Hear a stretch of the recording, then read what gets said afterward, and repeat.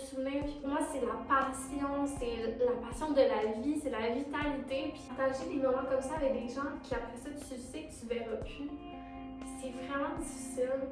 Salut tout le monde, j'espère que vous allez bien. Aujourd'hui, ça fait 5 mois que je suis partie du Québec. Ça fait aussi 5 mois que ma grand-maman est décédée. Avant de partir, j'avais planifié longtemps ce voyage-là. J'en rêvais depuis des années. Je l'ai planifié 1 année à l'avance. J'ai mis tous mes efforts pour pouvoir être là où je suis aujourd'hui. 2 semaines avant de partir, je me rappelle que j'étais allée chez ma soeur pour passer une journée avec elle avant mon départ. Ça avait été une super soirée. Vraiment, là, on avait passé un beau moment ensemble. J'ai ressenti tellement de reconnaissance d'avoir ce moment-là avec ma soeur avant de partir.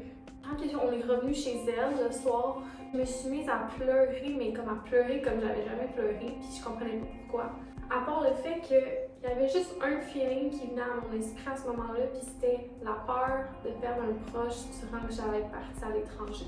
C'était tellement un gros feeling que je ressentais, c'était comme une prémonition, puis il y avait aussi toutes les émotions du fait que j'allais partir, puis que j'allais sentir que ça allait me changer ce voyage-là.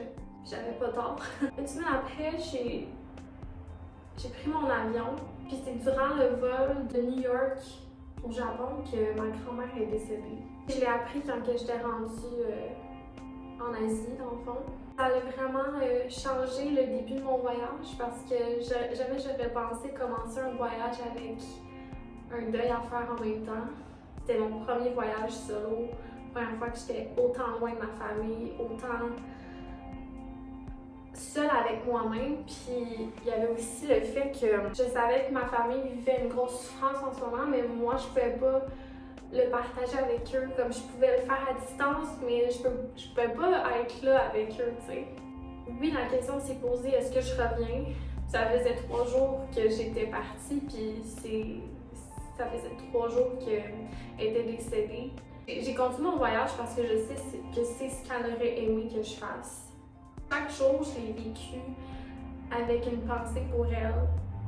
À chaque fois que je voyais un coucher de soleil, à chaque fois que je voyais la nature, à chaque fois que je mangeais une pizza parce que c'était son repas préféré, je pensais à elle, puis je sais qu'elle était là pour me guider. Puis j'espérais aussi qu'elle soit dans un endroit vraiment lumineux parce que ma grand-mère, c'était la personne la plus gentille, la plus pure, la plus honnête que j'ai connue. Puis je veux vraiment traîner cette partie-là d'elle avec moi, peu importe où est-ce que je vais. Donc traverser ça, ça a été la raison pourquoi j'ai pas fait de vidéos sur YouTube comme je voulais le faire.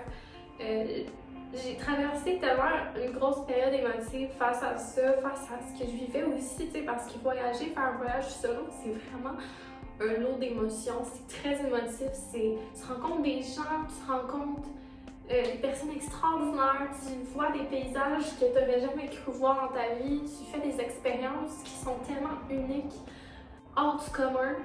Puis non seulement je vivais un deuil, mais je devais aussi faire le deuil des endroits que je voyais, des gens que je rencontrais, qu'on se quittait après 3 jours.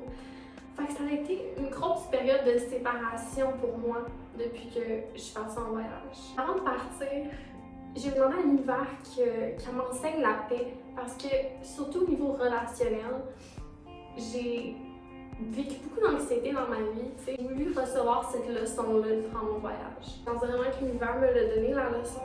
Puis c'était de me rendre compte à quel point que même si tu penses que voyager puis rencontrer des gens autour du monde, ça va te faire sentir mieux, que ça va te faire sentir comme vivante, que tu vas te sentir moins seule parce que tu vas rencontrer des gens comme toi, c'est pas vraiment le cas. Parce que les gens que tu rencontres durant ta journée du voyage vont pas te suivre en général.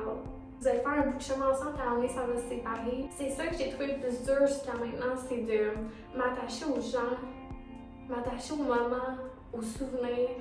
Parce que pour moi, c'est tellement précieux le partage. Gardant des beaux souvenirs, puis pour moi, c'est tellement important. C'est la passion, c'est la passion de la vie, c'est la vitalité. Puis partager des moments comme ça avec des gens qui après ça, tu sais que tu verras plus. C'est vraiment difficile.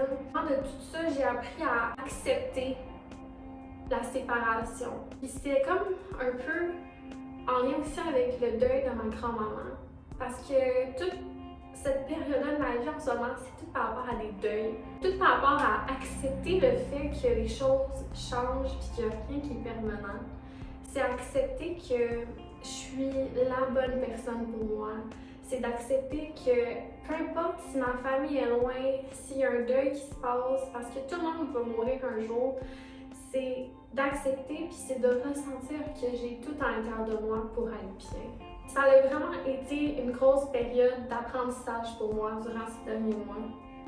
Ça a aussi été une période de traverser la perte de ma grand-maman.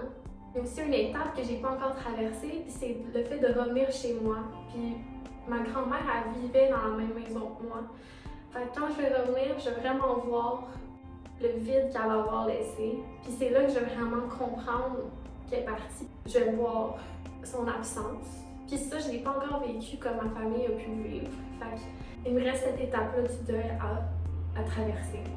Avec toutes les leçons que j'ai comprises, je pense que je suis assez équipée maintenant pour entamer la dernière partie de mon voyage. C'est de retourner à Bali pour vivre les expériences que j'ai voulu vivre durant ce voyage-là. Parce que là, j'étais en Australie, puis je suis allée en Australie pour quelqu'un d'autre à la base que j'ai rencontré à Bali. J'ai voulu m'accrocher à cette personne-là parce que je pensais qu'on allait avoir une petite histoire d'amour, mais ça s'est pas passé comme ça. Ça m'a appris à vraiment tout le temps se choisir soi. Quand j'ai mis de côté mon voyage pour aller travailler en Australie, pour être près de quelqu'un que finalement ça n'a pas fonctionné en nous, tu sais. C'était inévitable pour m'apprendre des leçons.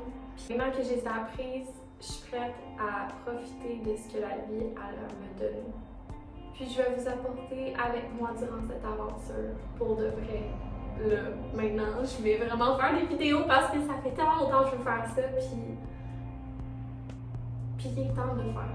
Sur ce, je vous souhaite une excellente fin de journée, puis je vous envoie plein d'amour, plein de belle énergie.